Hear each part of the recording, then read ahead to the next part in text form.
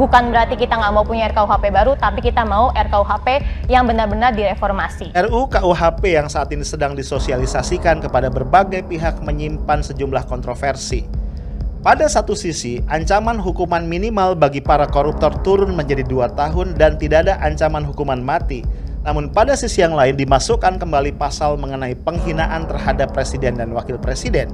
Pertanyaannya, masihkah tujuan negara kita melindungi segenap bangsa dan seluruh tumpah darah atau sudah berubah melindungi presiden dan para pendukungnya? Segala keputusan pemerintah baik atau tidak baik, saudara, dia protes, dia serah. Jadi putusan pemerintah yang sudah baik pun kadang-kadang diprotes juga. Itu oposisi, saudara. Tapi kalau ulama enggak. Putusan pemerintah bagus, ya kita apresiasi, kita hargai, kita terima kasih, kita doakan, betul? Tapi keputusan yang tidak baik, yang merugikan rakyat, yang merusak agama, yang bisa menghancurkan negara, wajib untuk kita kritisi. Bongkar fakta RUU KUHP menghina presiden bisa dibui 4,5 tahun. Ini adalah bukti rezim panik cari perlindungan di balik undang-undang waspadai HRS bebas.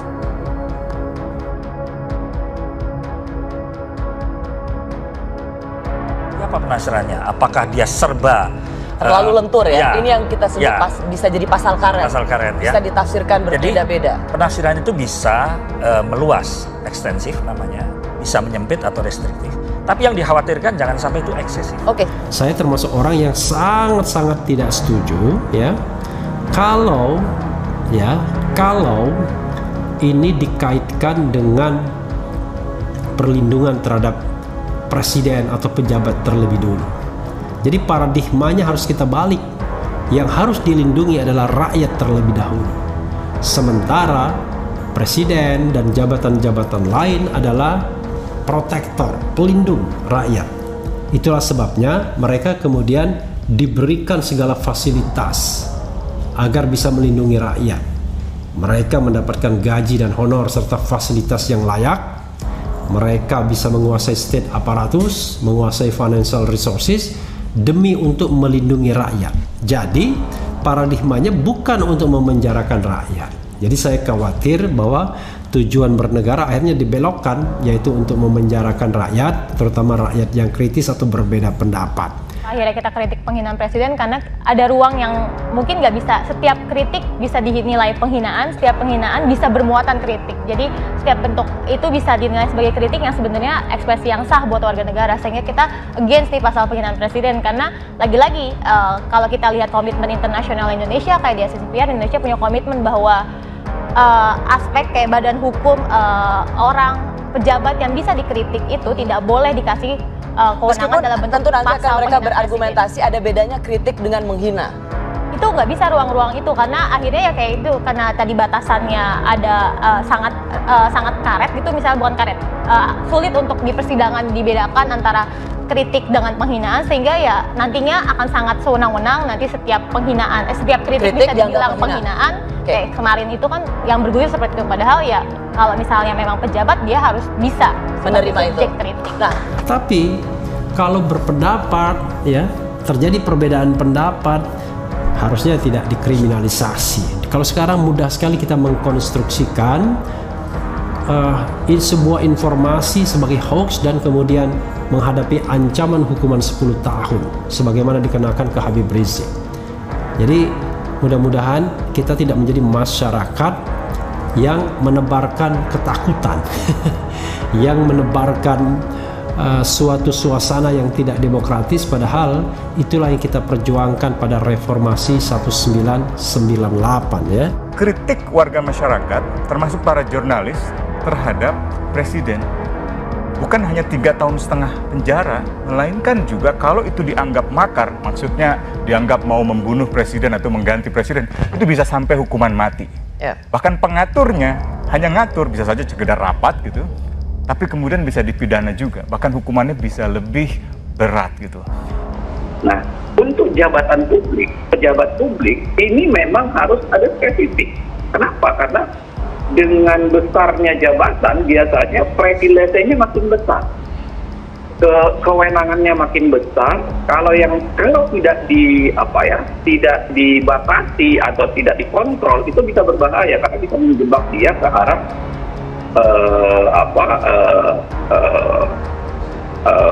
penggunaan kekuasaan yang sewenang-wenang. Aduh, luar biasa. Dan hati-hati nih, kalau penghinaan tadi atau merendahkan martabat itu dilakukan lewat media sosial ya, itu ancaman maksimalnya naik sampai 4,5 tahun. Nah, memang kemudian ya, juru bicara dari Mahkamah Konstitusi bersuara ya, menganjurkan supaya pemerintah dan DPR RI tidak lagi memasukkan pasal ini dalam RUU KUHP. Karena sebenarnya ya MK sudah pernah mengeluarkan sebuah keputusan ya, keputusan MK untuk mencabut atau menganulir atau membatalkan ya delik yang berkaitan dengan penghinaan terhadap kepala negara.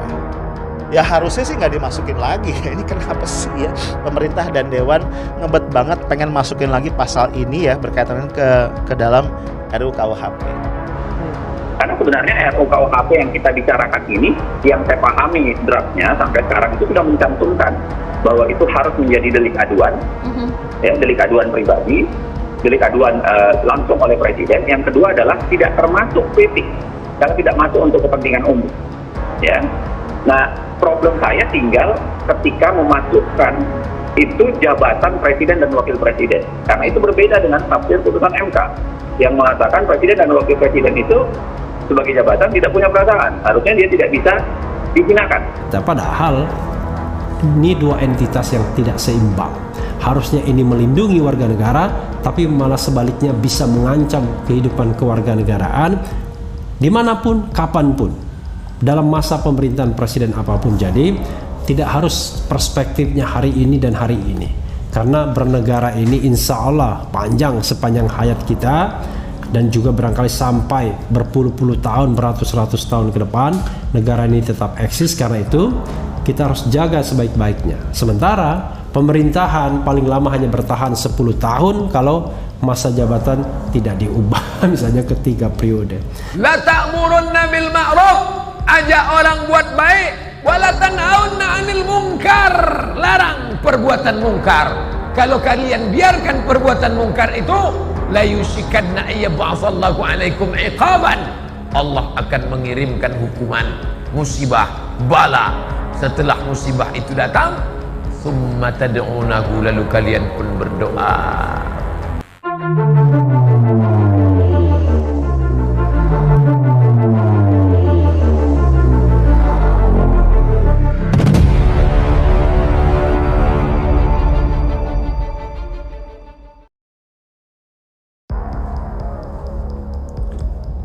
Ancaman bui 4,5 tahun jika hina presiden. RH mengatakan lama-lama tujuan negara jadi penjarakan rakyat sebanyak mungkin. Pakar hukum tata negara Refli Harun mengomentari soal RUU KUHP yang mengatur bahwa siapapun yang menghina presiden akan terancam hukuman penjara 4,5 tahun. Menanggapi hal ini, Refli Harun menilai bahwa mungkin tujuan negara semakin lama akan berubah menjadi cara memenjarakan rakyat sebanyak-banyaknya. Negara ini menurut saya, lama-lama tujuan negaranya adalah bagaimana memenjarakan sebanyak mungkin masyarakat, ujarnya. Menurutnya, RUU KUHP ini seolah hendak menghidupkan kembali pasal-pasal karet yang sempat berlaku di zaman Orde Baru.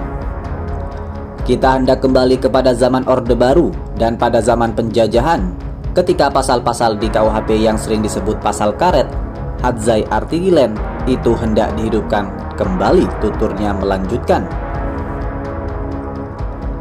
Refli Harun mengungkap bahwa pasal-pasal karet itulah yang juga menjerat banyak aktivis politik dan pejuang kemerdekaan Republik Indonesia. Itulah pasal yang banyak menjerat aktivis-aktivis politik masa Orde Baru dan juga pejuang-pejuang kemerdekaan Republik Indonesia, karena menggunakan konstruksi bahwa yang namanya ratu atau raja atau gubernur Hindia Belanda itu tidak boleh dikritik, tidak boleh diserang harkat dan martabatnya, katanya menerangkan. Cara yang sama, kata Refli, juga dilakukan pada zaman Orde Baru, yakni ketika publik bisa dengan mudah mengatakan bahwa pernyataan seseorang menyerang harkat dan martabat presiden. Pakar hukum tata negara itu lantas menilai bahwa jabatan presiden dan wakil presiden itu benda mati. Sebagai sebuah lembaga, presiden itu adalah benda mati, yang benda hidupnya adalah orang yang mengisi jabatan itu. Jadi jabatan itu tidak boleh dan tidak bisa tersinggung seharusnya, kata Refli Harun. Padahal katanya melanjutkan, seharusnya pasal-pasal karet dalam KUHP itu tidak boleh dihidupkan lagi. Terlebih, ujar Refli, Indonesia ingin mewujudkan negara yang demokratis. Menurut sang pakar hukum, justru yang seharusnya lebih dulu dilindungi itu adalah warga negara, bukan presiden ataupun wakil presiden. Refli menyebutkan bahwa perlindungan warga negara itu disebutkan dalam konstitusi. Oleh karena itu, katanya, tujuan negara itu adalah untuk melindungi segenap bangsa, bukan melindungi kekuasaan presiden.